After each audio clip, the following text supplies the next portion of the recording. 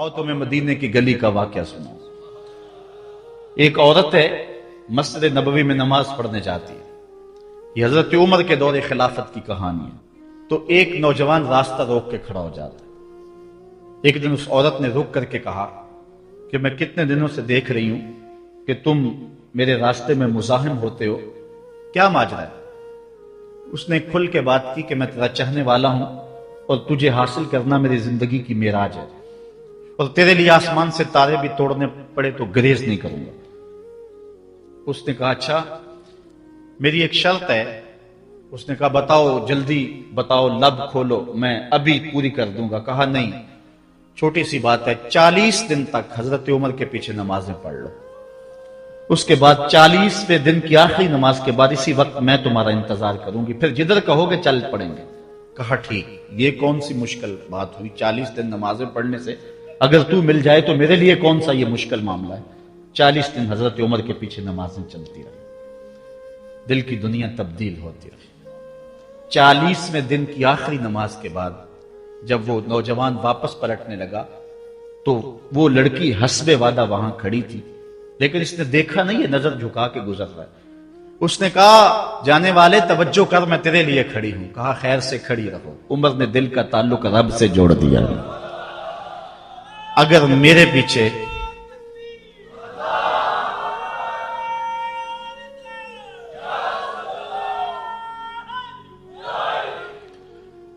पीछे एक बंदा 40 साल नमाज पढ़ता रहे और उसमें तब्दीली पैदा न हो, तो फिर मुझे शर्म आनी चाहिए कि नहीं आनी चाहिए? यार ये तो मैं एक इमाम की बात सुनाई है। आओ तुम्हें दिल्ली के एक मांगत की कहानी सुनाओ। दिल्ली की जामिया मस्जिद की सीढ़ियों पे एक मांगने वाला बैठा हुआ है। एक बहुत बड़ा अंग्रेज अफसर मस्जिद की विजिट के लिए आया। उसने हाथ फैला दिया। उसने अपनी जेब से पर्स निकाल करके चंद रुपए उसकी जेब में रखे। दोबारा जब पर्स डालने लगा तो पर्स गिर गया। उस मांगने वाले ने वो पर्स उठा के संभाल लिया। खैर कुछ वक्त गुजरा। 1 साल के बाद दोबारा वही अफसर उस मस्जिद की ज़ियारत के लिए, मस्जिद को देखने के लिए, सैर के लिए दोबारा आया। तो फकीर ने पहचान लिया कि ये वही है। उसने कहा बाबूजान जरा 2 लम्हों के लिए रुकना। कहा क्या माजरा है? कहा बस 2 लम्हों के लिए। दौड़ के गया, अपनी कुटिया से वो पर्स निकाल के ले आया और उसके हाथ में कहा कि पिछले साल आप आए थे, आपका ये पर्स गिर गया था आपकी जेब से। मैं ढूंढता रहा लेकिन आप नहीं मिल पाए। मैंने संभाल के रखा था कि शायद दोबारा कभी मिलें तो मैं उनको दे दूंगा। उसकी आंखें फटी की फटी रह गई। उसने कहा जो टगा टगा मांग रहा है, इतना कीमती पर्स और इसमें इतनी रकम, तो आसूदा जिंदगी गुजार सकता था, तो ये पर्स वापस क्यों कर रहा है? उसने कहा मांगने की बात और है, लेकिन यहां माजरा और है। उसने कहा क्या माजरा है? उसने कहा कि अगर तेरा पर्स मैं संभाल लेता, रख लेता, काम आ जाता, 4 दिन की जिंदगी ऐश से गुजर जाती। लेकिन मसला ये नहीं है। मसला यह तू ईसाई है और मैं हुजूर का गुलाम हूं। कल कयामत के दिन अगर तेरे नबी हजरत ईसा ने मेरे नबी के सामने शिकायत लगा दी कि आपके उम्मती ने मेरे उम्मती का पर्स चुराया था, तो फिर मेरे नबी को तेरे नबी के सामने शर्मिंदगी उठानी पड़ेगी। तो मैं मांगत जरूर हूं, बेगैरत नहीं हूं कि अपने नबी को तेरे नबी के सामने शर्मिंदा करूं। ये तो मांगतों की कहानी है। आज तो बादशाह लूट रहे हैं, आज तो पेट भर ही नहीं रहे हैं, और हम कहते हैं टुकड़े टुकड़े कर देंगे। ये जुबानी दावे हैं, जमा खर्च हैं। ऐसा नहीं होगा। आओ अपने अंदर तब्दीली पैदा करें। हम अपनी माजी की तारीख पढ़ते हैं तो हैरत ज़दा हो जाते हैं। लोगों में कितनी अखलाकी बुलंदी थी, आज हमारे अखलाक लुट गए। आज हमारा किरदार नहीं रहा। हम मदीने की गली में फिर दोबारा चलते हैं। हजरत उमर रज़ी अल्लाह ताला अन्हु का दरबार लगा है। एक शख्स को पकड़कर लोग ले आते हैं कि इस शख्स ने हमारे बाप को कत्ल कर दिया। हजरत उमर रज़ी अल्लाह ताला अन्हु ने पूछा क्या माजरा है भाई? उसने कहा जी वाकई में इनके बाप का कातिल हूं, लेकिन मैंने कस्तन कत्ल नहीं किया। हुआ यह कि मैं एक मुसाफिर हूं, जा रहा था, रास्ते के अंदर सब्ज चरागाह थी, मेरा ऊंट भूखा था, इस चरागाह में दाखिल हो गया। इसके बूढ़े बाप ने पत्थर उठाया और मेरे ऊंट को मारा, उसकी आंख निकल गई। मुझे बड़ा गुस्सा आया, میں نے وہی پتھر اٹھا کر اس کے باپ کو دے مارا، لیکن وہ ایسے ٹکانے پہ لگا کہ اس کا باپ فوراً فوت ہو گیا۔ میرا قصد اور ارادہ نہیں تھا، لیکن بہرحال میں اس بات کا اقراری ہوں کہ میں نے اس کے باپ کو قتل کر دیا ہے۔ آپ جو حکم سنائیں میں اس کو قبول کروں گا، لیکن میں ایک مہلت مانگتا ہوں کہ میرے دوست، میرے بھائی کی کوئی رقم میرے ذمے ہے، میرے پاس اس نے امانت رکھی ہوئی ہے، اور وہ مجھے پتا ہے کہ میں نے کہاں چھپا کے رکھی ہوئی۔ اگر آپ فیصلہ کر دیتے اور میری گردن کاٹ دی جاتی ہے تو وہ امانت جو میں نے رکھی ہوئی ہے سنبھال کر کے، میرے علاوہ کوئی جانتا بھی نہیں ہے، تو وہ اس تک کون پہنچائے گا؟ اگر آپ مجھے 3 دن کی مہلت دے دیں تو میں جا کر کے اس کی امانت اس کو واپس کر کے پھر واپس آؤں گا، پھر یہ پھندا پھانسی کا میں اپنے گلے میں ڈلوانے کے لیے تیار ہوں گا۔ حضرت عمر رضی اللہ تعالیٰ عنہ نے فرمایا کہ کوئی شخص تیری ضمانت دے دے تو ہم تجھے چھٹی دینے کے لیے تیار ہیں۔ اس نے دائیں بائیں دیکھا، پورے مدینے میں اس کا کوئی شناسہ ہی نہیں تھا، واقف ہی نہیں تھا، ایک اجنبی شخص تھا۔ حضرت ابو ذر غفاری کھڑے ہو گئے، کہا حضرت عمر میں اس کی ضمانت دیتا ہوں۔ ضمانت دے دی گئی، وہ چلا گیا۔ تیسرے دن وعدے کا جو وقت تھا، لوگ جمع ہو گئے، دربار لگ گئے، ابھی تک آنے والا نہیں آیا۔ لوگوں نے کہا ابو ذر تو نے غلطی کی ہے، ایک اجنبی کی ضمانت دی اور ابھی تک وہ نہیں آیا، اور میاں صاحب فرماتے ہیں ایک بار جو پھائیں اڑ جاندے اور پھر کدی نہ پھنستے نے۔ ظاہر ہے وہ چلا گیا، واپس تو نہیں پلٹ کے آئے گا، اسے پتا ہے کہ آگے سیدھی سیدھی میری موت ہے، تو تم نے یہ کیا غلطی کی؟ خیر آپ نے فرمایا کہ اگر وہ نہ آیا تو یہ پھانسی کا پھندا میرے گلے میں ڈال لینا، لیکن بہرحال میں نے اس کی ضمانت دی۔ کچھ عرصہ بیتا کہ دور سے گرد و غبار اڑتا ہوا دکھائی دیا۔ جب صورت واضح ہوئی تو وہی شخص تھا۔ حضرت عمر فاروق رضی اللہ تعالیٰ عنہ کے دربار میں کھڑا ہو کہنے لگا حضرت کسی وجہ سے تاخیر سے پہنچا ہوں، معذرت چاہتا ہوں، اب جو حکم ہے پورا کیجیے۔ حضرت عمر رضی اللہ تعالیٰ عنہ اس کے پھانسی کے احکامات جاری کر چکے تھے۔ آپ نے فرمایا کہ ابو ذر یہ بتا کہ تو نے اس کی ضمانت کیسے دی جب تو اسے جانتا نہیں تھا؟ تو سنو حضرت ابو ذر غفاری نے کیا کہا۔ کہا ایک اجنبی میرے محمد کے مدینے میں پناہ مانگ رہا تھا اور اس نے چاروں سمت دیکھا اور کوئی شخص نہیں تھا جو اس کو امان دیتا اور اس کی ضمانت دیتا، تو میں نے اس لیے ضمانت دے دی کہ نہ بھی آیا تو اپنی جان چلی جائے گی، کل کو یہ تو نہیں کہے گا کہ محمد کے مدینے میں کسی نے ضمانت مانگی تھی، پورے شہر میں کوئی ضمانت دینے والا نہیں تھا۔ اس کو کہا کہ انہوں نے تو ضمانت دے دی، میاں اب تو بتا کہ تو چلا گیا تھا، تجھے جانتا کوئی نہیں تھا، نہ پلٹ کے آتا تو تجھے کوئی پوچھنے والا نہیں تھا، تو نے یہ دوبارہ موت کے منہ میں کیوں اپنا سر رکھا ہے؟ تو اس نے کہا کہ میں نے کہا کہ ایک اجنبی کی ضمانت ایسے شخص نے دی ہے جو مجھے جانتا بھی نہیں ہے، اور اگر میں نہ گیا تو لوگ قیامت تک اجنبیوں پر بھروسہ نہیں کریں گے کہ اجنبی یوں سلوک کیا کرتے ہیں۔ تو حضرت عمر رضی اللہ تعالیٰ عنہ اس کے پھانسی کے احکام جاری کیے، تو جن کے باپ کو قتل کیا تھا وہ بیٹے کھڑے ہو گئے، کہنے لگے تاریخ کی کالک ہم اپنے منہ پہ ملیں گے، ہم بھی اپنے باپ کے قاتل کو معاف کر دیتے ہیں۔ یہ ہماری تاریخ ہے، یہ ہماری کہانی ہے، لیکن آج ہم کس جگہ پہ کھڑے ہیں اور کیا ہماری صورتحال ہے؟ نہ ہمارا کردار رہا اور نہ ہمارا کوئی تشخص رہا۔ آج ہم نے اپنا تشخص بھی مٹا کے رکھ دیا، اپنے طرز زندگی بھی بدل دی، نہ ہماری باطن کی وہ روشنی رہی، نہ ظاہری وہ صورتیں رہی کہ ہم پہچانے جائیں کہ حضور کے غلام ہیں، بلکہ آج بھانت بھانت کی بولیاں بول رہے ہیں۔ اقبال نے کیا کہا تھا؟ اپنی ملت پر قیاس اقوام مغرب سے نہ کر، خاص ہے ترکیب میں تجھے قوم رسول ہاشمی۔ بلکہ آج فیشن کے طور پہ یہ کہا جاتا ہے جی آج کل دین پہ چلنا بڑا مشکل ہے، یہ آپ بھی سنتے ہوں گے، لوگ کہتے ہیں جی آج کل دین پہ چلنا بڑا مشکل ہے۔ یہ کون کہہ رہا ہے؟ جو مسجد میں آتا ہے تو موسم کے مطابق گرم اور سرد پانی دستیاب ہے، اس کے لیے ماحول ہے، اس کے لیے خوبصورت قالین بچھے ہوئے ہیں، مخملی مصلے رکھے ہوئے ہیں، جو نرم اور گداز مصلوں پہ پیشانی رکھ کر کے سجدہ کرتا ہے، وہ بطور فیشن کہہ رہا ہے جی آج کل دین پہ چلنا بڑا مشکل ہے۔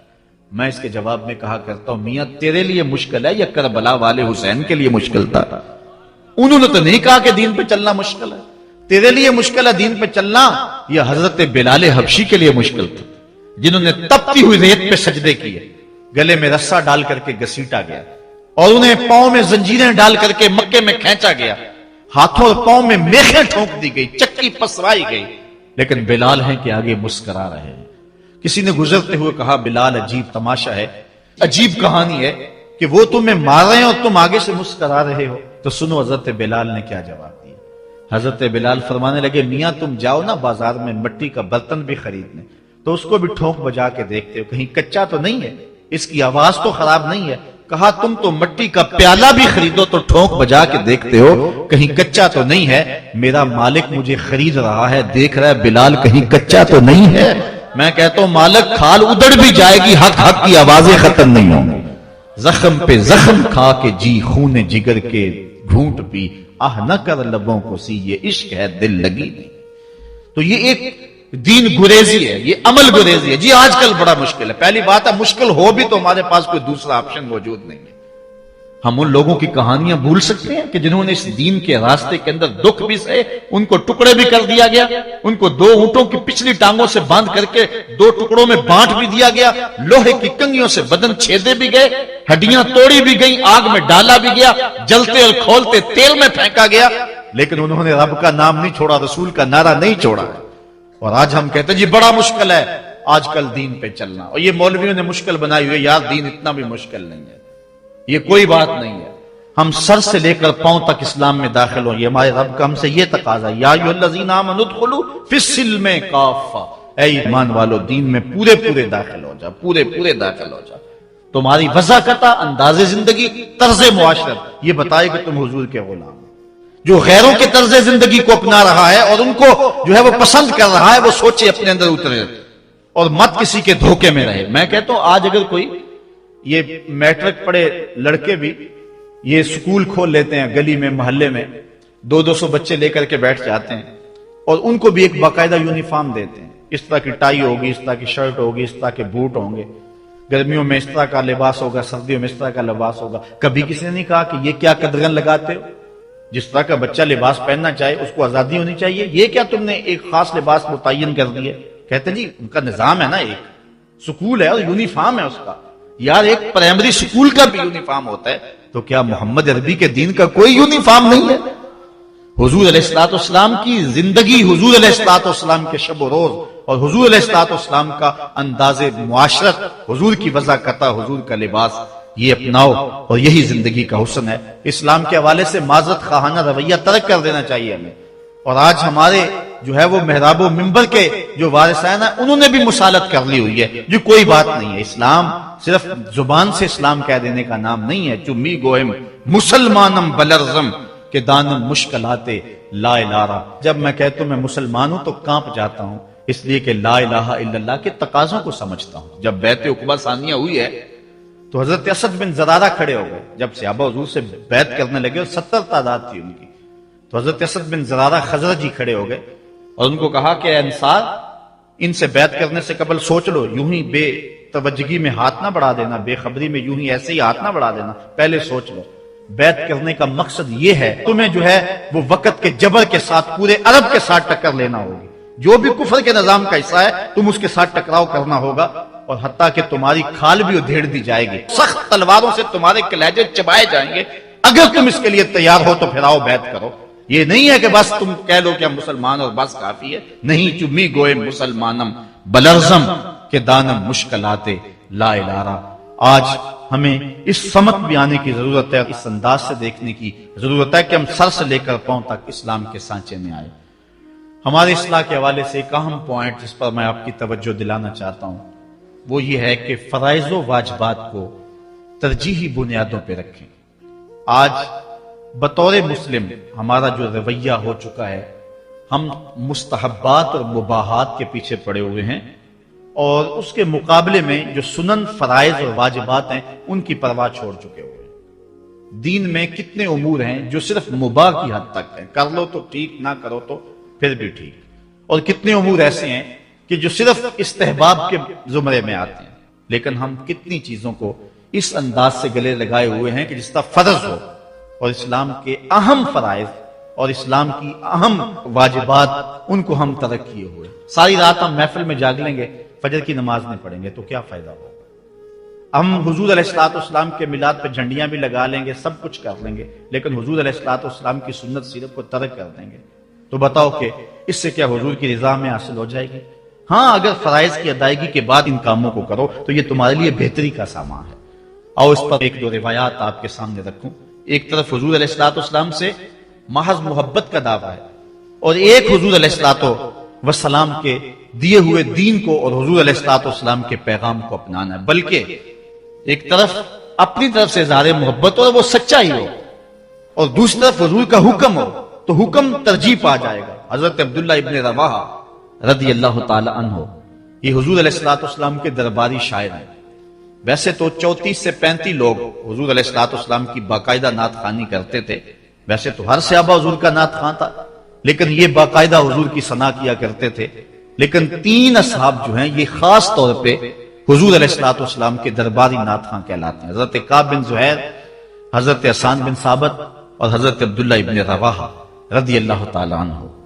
حضرت عبداللہ ابن رواحہ کو حضور نے حکم دیا کہ صبح فجر کی نماز کے بعد ہی تم لوگوں کو لے کر کے فلاں جنگ کے لیے نکل جانا۔ اب یہ بات سمجھ میں یہاں آ رہی ہے کہ حضور علیہ الصلوۃ والسلام کے نعت خواں صرف نعت خواں ہی نہیں تھے، وہ مجاہد بھی تھے، وہ تلوار بھی اٹھاتے تھے، وہ جنگیں بھی کیا کرتے تھے۔ اور حضرت عبداللہ ابن رواحہ جن کا یہ میں تذکرہ کر رہا ہوں، یہ جنگ موتا کے اندر ان کی شہادت ہوئی ہے۔ یعنی یہ نہیں ہے کہ صرف زبانی دعویٰ اور جو ہے وہ عمل نہیں ہے، حضور علیہ الصلوۃ والسلام کی حرمت پہ حملہ ہو اور میدان کے اندر کوئی شخص نہ آئے اور سٹیج کے اوپر جتنے مرضی دعوے کرتا رہے، اس کے دعوے قبول نہیں ہوں گے۔ تو اب حضرت عبداللہ ابن رواحہ رضی اللہ تعالیٰ عنہ کا عمل دیکھیے، نعت خواں بھی ہیں اور مجاہد بھی ہیں دین کے۔ حضور نے فرمایا عبداللہ ابن رواحہ ان لوگوں کو لے کر صبح چلے جانا۔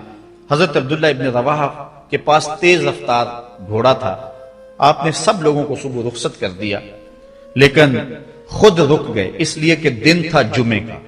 سوچا کہ دوبارہ پتہ نہیں حضور سے ملاقات ہو نہ ہو، جنگ پہ جا رہے ہیں، حالات کیا ہوں، اس لیے میں بعد میں تیز رفتار گھوڑے سے ان لوگوں کے ساتھ مل جاؤں گا، رک جاتا ہوں تھوڑی دیر، حضور کے پیچھے جمعہ المبارک کی نماز ادا کر لیتا ہوں، یہ اعزاز بھی مل جائے اور وہ حکم تھا وہ بھی پورا ہو جائے۔ تو حضرت عبداللہ ابن رواحہ رضی اللہ تعالی عنہ نے نماز جمعہ ادا کی۔ حضور علیہ الصلوۃ والسلام نے فرمایا، اے عبداللہ بن رواحہ، میں نے تو تمہیں حکم دیا تھا کہ صبح تم چلے جانا، لیکن تم یہاں موجود ہو۔ عرض کی حضور، میں نے یہ عزم کیا ہے کہ میں ان کے ساتھ شامل ہو جاؤں گا، لیکن رکا اس لیے ہوں تاکہ آپ کے ساتھ جمعۃ المبارک پڑھنے کی سعادت حاصل کر لوں۔ اب یہ سعادت چھوٹی نہیں تھی، حضور علیہ الصلوۃ والسلام کی اقتداء میں نماز، اور وہ بھی نماز جمعہ، کتنی بڑی سعادت ہے۔ لیکن حضور نے کیا فرمایا سنیے، اور اس مختصر سی بات سے بہت کچھ سمجھیے۔ حضور نے فرمایا، لو انفقت ما فی الارض جمیعا ما ادرکت فضل غدوتہم، اے ابن رواحہ، اگر تو زمین میں جو کچھ ہے سب کچھ راہ خدا میں خیرات کر دے، جو پہلے چلے گئے ہیں ان کے ثواب کو نہیں پہنچ سکتا۔ تو حکم کی ترجیح ہے شریعت اسلامیہ کے اندر۔ ہاں، حکم کی تکمیل جو ہے اگر جو ہو جائے اور اس کے ساتھ ساتھ اس کے ضمن میں اگر جو ہے وہ محبت کے مظاہر بھی سامنے آ جائیں تو اس میں کوئی قباحت نہیں ہے، اور اس پر روایت حضرت عبداللہ بن قراد رضی اللہ تعالی عنہ سے، اور یہ صحیح بخاری میں موجود ہے کہ آقا کریم علیہ السلام نے وضو فرمایا، اور وضو کا پانی زمین پر صحابہ گرنے نہیں دیتے، اپنے منہ پہ اور اپنے چہروں پہ مل لیتے ہیں۔ تو آقا کریم علیہ السلام نے فرمایا، ما یحملکم علی ھذا، صحابہ تمہیں اس بات پر کس شے نے ابھارا ہے، میرے وضو کے پانی کو جو تم زمین پر نہیں گرنے دیتے، تو اس کا سبب کیا ہے؟ تو حضرت عبد الرحمن بن قراد کہتے ہیں کہ صحابہ نے کہا، قالوا حب اللہ ورسولہ، اللہ اور اس کے رسول کے پیار نے ہمیں اس بات پہ ابھارا ہے۔ تو حضور علیہ الصلوۃ والسلام نے جو ارشاد فرمایا، اس عمل سے نفی نہیں کی، لیکن ساتھ حضور نے فرمایا، جو چاہتا ہے اللہ اور اس کا رسول اس سے پیار کرے اور وہ اللہ اور اس کے رسول سے پیار کرے، اسے 3 چیزوں کا خیال رکھنا چاہیے۔ ایک، جب بھی بولے سچ بولے، اور جب بھی اس کے پاس کوئی امانت رکھے تو امانت کو ادا کرے، اور اپنے ہمسایوں کے ساتھ حسن سلوک کرے۔ یعنی اگر وہ اس مظاہرہ محبت میں شامل ہو گیا اور حضور کے وضو کا پانی اس کے ہاتھ سے مس ہو گیا اور اس نے برکت سے اپنے منہ کے ساتھ مل لیا ہے، تو اس کا یہ مطلب نہیں ہے کہ جو باقی اعمال ہیں ان سے ان کو چھٹی مل گئی۔ یہ مفہوم ہے اس حدیث کا۔ اگر کوئی بندہ محفل میلاد منعقد کر لیتا ہے، دیگر امور مستحبات کے ادا کرتا ہے، تو اس کا یہ مطلب نہیں ہے کہ اب نماز نہ پڑھے، اس کو کوئی پرواہ نہیں ہے، وہ بخشا گیا ہے۔ جس طرح کہ آج کل ہمارے ثنا خان جو ہے تاثر دیتے ہیں کہ جو محفل میلاد میں آ گیا وہ بخشا گیا۔ اللہ تعالیٰ چاہے اس کے لیے کوئی مشکل نہیں ہے، لیکن جو دین ہے اس دین کو ہلکا کرنے والی بات ہے۔ بلکہ آج کل تو ممبر و محراب پر جنت اور دوزخ کا مذاق اڑایا جا رہا ہے۔ ایک بندہ کہہ رہا ہے کہ ہوئے تو کیڑی جنت دا کرنا ہے تذکرہ۔ میں نے کہا میاں اسی جنت کا جس جنت کے لیے حضور لمبے لمبے ہاتھ اٹھا کے دعا مانگا کرتے تھے اور فرماتے جب اللہ سے مانگو تو جنت الفردوس مانگو۔ اور ایک بولا کہ مجھے دیکھ کر جہنم کو بھی آئے پسینہ۔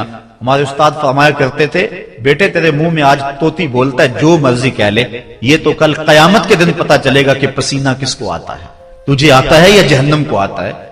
ایک بولا کہ قبر دا خوف دے دے کے لوکی مینو ڈرانے نے۔ لوگ کون ہے ڈرانے والے؟ تبشیر اور تنذیر یہ نبی کا منصب ہے، نبی کی شان ہے۔ مبشر اور نذیر یہ نبی کی شانیں ہیں۔ حضور نے ڈرایا بھی ہے، حضور نے بشارت بھی دی ہے، لیکن اس بات کا منبر پہ بیٹھ کر کے تمسخر اڑایا جا رہا ہے اور لوگوں کو بے عملی کی طرف لے جایا جا رہا ہے۔ اس لیے آپ اس بات پہ غور کریں، اس بات پہ توجہ کریں۔ قیامت کے دن یہ لوگ کام نہیں آئیں گے، یہ پلہ چھڑا جائیں گے اور کہیں گے کہ جو ہے وہ ہم نے ان کو نہیں کہا تھا، بلکہ جو بت جن کو لوگ پوچھتے ہیں اور جن لوگوں کی لوگ پرستش کرتے ہیں وہ بھی کل قیامت کے دن کہیں گے کہ ان کو عقل نہیں تھی، ان کو سمجھ نہیں تھی، تو وہ عذر مقبول نہیں ہوگا کہ ہم ان کے کہنے پہ جو ہے وہ پوجا شروع کی۔ اس لیے اگر کوئی شخص تمہیں عمل سے بے رغبت کرنا چاہتا ہے اور تبشیر و تنذیر کو تمہاری نظر میں ہلکا کر دینا چاہتا ہے اور تم اس کے اس انداز سے عبادت کو ہلکا سمجھنے لگ جاتے ہو، تو کل قیامت کے دن کوئی عذر مسموع نہیں ہوگا۔ اللہ نے عقل دی ہے، اللہ نے سمجھ دی ہے۔ اگر آج کوئی پیر کہتا ہے کہ اگر میرے مرید ہو گئے ہو تو تمہیں عمل کی ضرورت ہی کوئی نہیں ہے، اور بندہ جو ہے اس کے لارے پہ عمل چھوڑ دیتا ہے، تو اس کا یہ مطلب نہیں ہے کہ کل صرف پیر پہ ساری بات ڈال دی جائے گی اور وہ بچ جائے گا، وہ بھی ساتھ رگڑا جائے گا۔